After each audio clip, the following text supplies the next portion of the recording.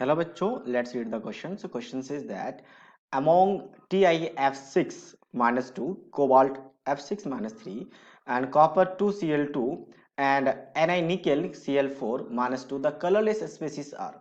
तो जितने भी कोऑर्डिनेशन कंपाउंड्स होते हैं उनका कलर्स होने का रीजन होता है डीडी ट्रांजिशन या तो charge transition, mainly DD transition होता है।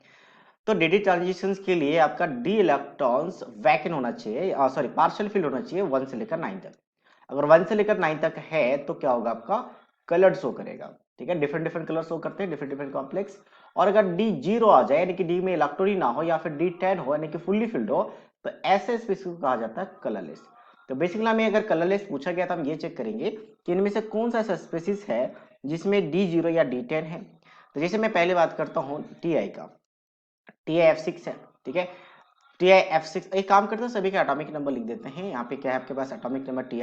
तो जैसे टी आई की बात करें तो इसका एटॉमिक नंबर कितना होता है, 23 होता है। ठीक है, इसके बाद फिर क्या आ जाएगा आपका, यहाँ से कोबाल्ट आ जाएगा, कोबाल्ट निकेल और कॉपर। इसका 28 सॉरी 27 27 28 29। एक काम करते हैं टी आई को भी यहाँ पे ऐड कर लेते हैं, इसका 23 होता है, 23। और एटॉमिक सॉरी अगर इसका हम क्या लिखे, इलेक्ट्रॉनिक कॉन्फ़िगरेशन लिखे तो कैसे लिखेंगे, तो आर्गन लिखा जाएगा सभी के लिए, आर्गन सभी के लिए कॉमन रहेगा जिसका एटॉमिक नंबर 18 है, नियरेस्ट नोबल गैस। उसके बाद यहाँ पे लिखा जाएगा 3d3 3d3 4s2। इसके लिए क्या आ जाएगा आपका 3d7 4s2। ठीक है, इसके लिए क्या आ जाएगा 3d8 4s2। और इसके लिए क्या आ जाएगा आपका 3d10 एंड 4s1। अब हम बात करते हैं यहाँ पे इसका ऑक्सीडेशन स्टेट क्या है। सबसे पहले ऑक्सीडेशन स्टेट निकालना पड़ेगा, तो इसके लिए x मानेंगे, +6 types of -1 is equal to -2। तो टी का क्या आ जाएगा आपका ऑक्सीडेशन स्टेट, सॉरी x निकालना है हमें। ठीक है, तो x की बात करें तो x क्या आ जाएगा इसका, x इज इक्वल टू ये +6 उधर जाएगा तो +4 बन जाएगा। तो +4 का मतलब यहाँ पे 4 इलेक्ट्रॉन हमें रिमूव करने पड़ेंगे, तो यहाँ पे क्या बनेगा D1 बचेगा। तो Ti+4 का मतलब यहाँ पे 3D1 है। और अगर 1 है इसका मतलब ये कलर शो करेगा, तो ये आपका ऑप्शन में नहीं आना चाहिए। ठीक है, ये कॉम्प्लेक्स कलर शो करेगा, हमें कलरलेस चाहिए। नेक्स्ट हम बात करते हैं कोबाल्ट F6 -3 का। तो फिर से इसके लिए हम x मानेंगे, +6 times of -1 is equal to -3। तो x आ जाएगा आपका +3। +3 का मतलब कोबाल्ट में 3 इलेक्ट्रॉन्स जाएंगे तो फिर भी 3d6 रहेगा, और 3d6 है मतलब ये भी क्या करेगा, आपका कलर शो करेगा। तो ये भी आपका आंसर में नहीं आएगा। नेक्स्ट हम बात करते हैं इसके बाद Cu2Cl2। x मानेंगे, इसका ट्वाइस ऑफ x हो जाएगा, कॉपर 2 है, प्लस क्लोरीन के लिए -1 इक्वल्स टू 0। तो यहाँ पे x क्या आ गया आपका, x इक्वल्स टू +1 आ गया।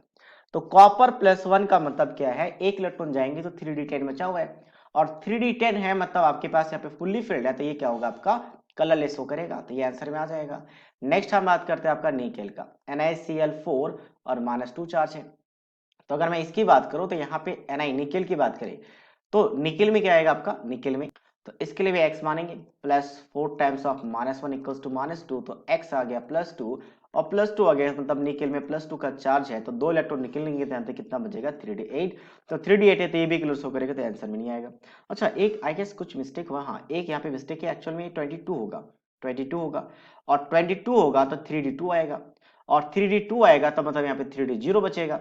और अगर 3d0 हो गया तो दैट मींस ये कलर शो कर जाए, कलर शो नहीं करेगा। तो ये आपने रॉन्ग किया था थोड़ा सा, इसको करेक्ट कर ले, ये कलर शो नहीं करेगा तो ये आंसर में आ जाएगा। So that means option D के साथ मैच करा, option D is the right answer of this question. I hope you understood it well. All the best.